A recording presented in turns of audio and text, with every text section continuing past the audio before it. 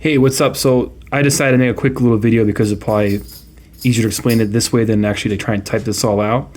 So what I started with is these are the colors I use mainly for it. This is a corn red, gory red, scarlet blood, hot orange. Obviously you can see Vallejo and Citadel. But the idea, I guess, what I took was that you look at the model, you have the claws here, which I'm going to focus that in. You have the claws here, right? So their light is emitting from this area this way, and what we're trying to do essentially is capture that over here. This would focus, that'd be nice. And you have to kind of look at it sometimes too from different angles, like the light here can get to here, right?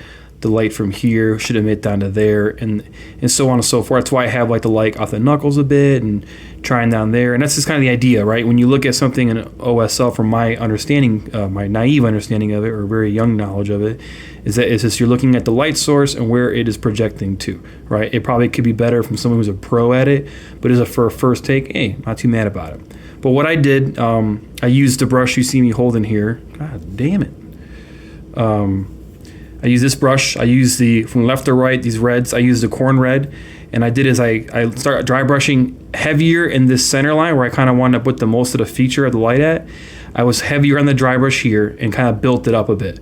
And I worked it out and just kind of softened it as I went, have it touch a little bit just so you can see a bit of red there, and touch it up and kind of just phase it out as you go.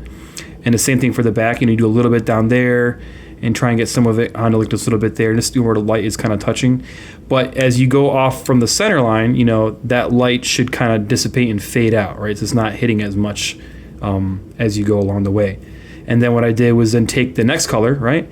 And you do the same thing almost, but you don't go as far. You just kind of stop maybe at that 80% mark, and you work it back a bit and kind of build that center line again.